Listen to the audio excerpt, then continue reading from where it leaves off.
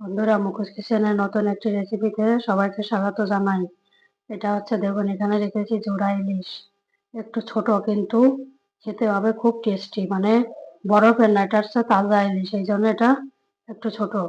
এই ইলিশটা এখন আমি কেটে দেখাবো, তাহলে একা একা তো ফোন ধরে কাটা যাবে না, কেটে তাই দেখাচ্ছি। এটা হচ্ছে একটু ছোট, কিন্তু মাছটা খুব ভালো। এই জোড়া ইলিশ হচ্ছে, এটা হচ্ছে কি জামাই ষষ্ঠী স্পেশাল। এটাকে রান্না করে দেখাবো আমি। মাছগুলো সব কেটে ফেললাম, এবার রান্না করার পালা। দেখুন এতগুলো মাছ হয়েছে। ছোট মাছ, কিন্তু খেতে খুব স্বাদ, টেস্টি হবে।